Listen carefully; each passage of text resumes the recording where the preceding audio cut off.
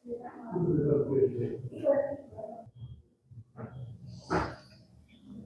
जी, नमस्कार जी। नमस्कार सर, कैसे हैं? कैसे सर? कैसे आना आज? बस मैं क्या सर, एक दुविधा में थे हम लोग।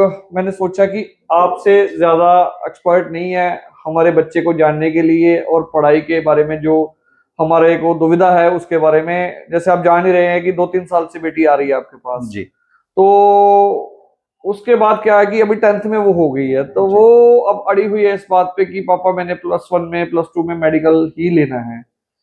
तो हमारे को लगता है कि शायद बच्चे का भी लेवल नहीं है भाई वो +1 +2 में मेडिकल ले सके, क्योंकि वो कहती है कि पापा अगर मेरे को मेडिकल लेना है तो 10th में ही मैं तैयारी करूंगी इस चीज की। तो मेरे को ऐसा लगता है कि बच्ची कहीं ना कहीं उलझ ना जाए, और आपके पास इतने सालों से पढ़ रही है, आपसे बेटर उसका कोई भी नहीं जानता होगा कि पढ़ने में कैसी है, कितनी सीटिंग देती है, वो कितना सारा कुछ मतलब आपको पता है। तो हमारे परिवार में ना कुछ ये दुविधा चल रही थी कि हम लोग ना एक चौरस्ते पे खड़े थे, समझ नहीं आ रही थी कि राइट जाए या लेफ्ट जाए। तो मैं क्या सर के पास ही जाके इस बात का निवारण लेते हैं। तो प्लीज आप मेरे को मार्गदर्शन कीजिए भी कैसे करें। देखिए सर, ऐसी बात है, अगर हम आपकी बच्ची की बात करें, बहुत अच्छी स्टूडेंट है, हमेशा से रही है, हार्ड वर्किंग है, एफर्ट अच्छा डालती है। लेकिन जैसा ना अभी वो बच्चे को मैंने जब से पढ़ाना शुरू किया, हम 7th से शुरू करते हैं, 8th से शुरू करते हैं, 9th में, तो बच्चा ना थोड़ा चंचल होता है। उस वक्त उसमें इतनी समझ नहीं होती है कि खुद अपने आप हर बच्चा पढ़ाई को उतना सीरियसली नहीं लेता। लेकिन 9th में आते आते अगर बच्चा इतना मेच्योरिटी के साथ ये बोल रहा है कि मुझे मेडिकल लेना है, तो पहले हमें उसके उस पहलू को जानने की जरूरत है कि क्या वो किसी के इन्फ्लुएंस में तो नहीं है, कि मतलब दोस्त ने बोल दिया कि हाँ मैं मेडिकल दूंगा इसलिए मैं मेडिकल ले रहा हूँ। पहला तो ये जानने की जरूरत है, आप बच्चे से बात करके देखिए, या मेरे पास लेके आइए, मैं इंटरेक्ट करके देखता हूँ कि क्या उसे ये पता है कि मेडिकल लेने के बाद क्या करना है, या मेडिकल अगर हमने एक ले लिया है, आप ये समझिए ये एक तरह से ये ना हो जाए कि बंदर के हाथ में बंदूक ना आ जाए, कि उसे पता हथियार तो आ गया बट चलाना नहीं आता। तो आप मेडिकल आज तो ले लेंगे, बच्चे को ये समझ में आना जरूरी है कि अगर वो मेडिकल लेती है तो कल को मेडिकल के साथ एफर्ट कितना लगेगा, और मेडिकल के साथ चैलेंजेस क्या है, और मेडिकल का बेनिफिट क्या है। तो सिर्फ एक फॉर्मेलिटी के लिए एक सब्जेक्ट ले लेना, एक प्रेस्टीज दिखाने के लिए कि हाँ आर्ट्स वाला वीक होता है, कॉमर्स वाला ठीक ठाक है, मेडिकल वाला सबसे अच्छा, तो काफी बार बच्चा ना उस प्रेस्टीज के चक्कर में लेता है। ठीक काफी है। बारी दोस्तों ने कह दिया, रिलेटिव ने कह दिया, किसी की सुन के कह दिया। तो पहला हमें क्या होता है कि बच्चे को काउंटर नहीं करिए, सबसे पहला ध्यान रखिए। ठीक हम काफी ना इंडियन पेरेंट्स का बहुत अच्छा होता है, बच्चे ने कहा मेडिकल नहीं, तू गलत, मैं बताता हूँ क्या लेना। ये नहीं होना चाहिए, बच्चे की सुनिए पहले और उससे पूछो ठीक है बेटा मेडिकल लेंगे, बट ये बताओ मेडिकल के बाद क्या करना है, आपको ये पता मेडिकल का आपने प्लान क्या किया है। तो वो बोलेगी कि नहीं अभी सोचा नहीं है, करेंगे, मैं तैयारी करूंगी, मैं इंस्टीट्यूट ज्वाइन करूंगी, या स्कूल नॉट डमी लेना है, या क्या करना है। तो आप उससे ना एक बार बोलो कि बेटा बिल्कुल सही है, अच्छा है, लेकिन इसका प्लान आउट बना हुआ आप लिख के लाओ। आप ये समझिए कि आप फ्यूचर में इसका यूज कैसे करेंगे, आप इसके बाद कर क्या सकेंगे। रही बात हम बच्चे के कैलिबर की बात करें, तो काफी बार ना बच्चे या पेरेंट्स किस तरीके से सब्जेक्ट चूज करने में गलती करते हैं। क्या होता है कि पेरेंट्स क्या कहते हैं कि मेरा बच्चा ना ठीक ठीक है भाई पढ़ने में, जैसे अगर मान लेते हैं कि आपको अपने बच्चे पे कॉन्फिडेंस नहीं है कि वो बहुत अच्छा ब्राइट स्टूडेंट है, तो आप क्या कहेंगे कि नहीं आर्ट्स दिलाएंगे, तो रिश्तेदारों में क्या बताएंगे कि बच्चा नलायक आर्ट्स दिलाया, नॉन मेडिकल मेडिकल दिलाएंगे कहीं बच्चा सर्वाइव ना करे, तो काम करते हैं कॉमर्स दिला देते हैं, बताने में भी ठीक गुजारा हो जाएगा। तो ये तरीका ही बहुत खराब है। मतलब आर्ट्स बुरा नहीं है, कॉमर्स बुरा नहीं है, मेडिकल बुरा नहीं, कोई सब्जेक्ट बुरा नहीं है, लेकिन एक सीधा एग्जांपल मैं हमेशा देता हूं, अगर आपको केला नहीं खाना है तो आप इसलिए संतरा मत सेलेक्ट करिए, आप संतरा इसलिए सेलेक्ट करिए क्योंकि आपको संतरा पसंद होना चाहिए। तो आपको जो सब्जेक्ट लेना है वो लीजिए, किसी एक सब्जेक्ट से बचने के लिए पहली बात तो दूसरा मत लीजिए। किसी एक सब्जेक्ट में बुराई है इसलिए दूसरा सब्जेक्ट उसका ऑल्टरनेट मत पकड़िए, जो आपको लेना है वो अच्छा लगना चाहिए, उसके आपको प्लस और माइनस प्रॉस एंड कॉन्स पता होने चाहिए।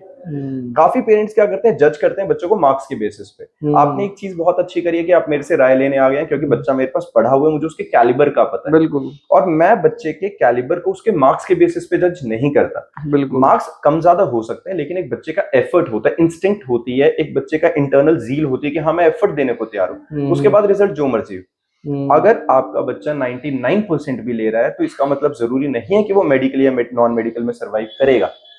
और आपका बच्चा अगर 75 to 80% पे भी है तो हो सकता है कि वो बहुत अच्छा स्कोर निकाल लेगा कल को मेडिकल या नॉन मेडिकल में। और एटलीस्ट बहुत अच्छा स्कोर का मतलब मैं हमेशा यही नहीं कह रहा कि वो हाँ एमबीबीएस का नीट में ही टॉप कर जाएगा, क्योंकि सिर्फ टॉपर्स की लाइफ नहीं है, उसके ठीक है। नीचे वाले स्टूडेंट्स की भी अच्छी लाइफ है, उसके नीचे भी बहुत सारे ऑल्टरनेट्स होते हैं। सिर्फ हम वो बाउंड हो गए हैं कि टॉप 1% बच्चों को देख के चल रहे हैं, उस रेस में भगाइए ही मत बच्चे को। बिल्कुल।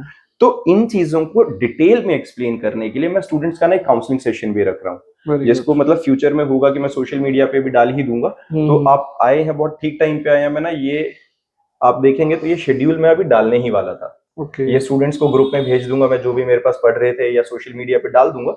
जो कोई इसको लाइव आके देखना चाहता है वो रजिस्टर कर सकता है मेरे पास, मेरे नंबर पे मैसेज करके, और या फिर यूट्यूब के थ्रू वो मेरे से कनेक्ट कर सकता है, या फिर जो फिजिकली आ सकते हैं वो मोस्ट वेलकम है। स्टूडेंट आए और मैं उनको प्रॉपर ब्रीफ करने वाला हूँ कि आपको करना क्या चाहिए फ्यूचर में। मैं यहाँ आपको ये नहीं बोलूंगा कि आप इसके लायक हैं, मैं आपको सिर्फ ये बताने वाला हूँ कि भाई इस सब्जेक्ट के ये प्रॉज हैं और ये कॉन्स हैं, ये फायदा है, ये नुकसान है, और ये ऑल्टरनेट्स हैं।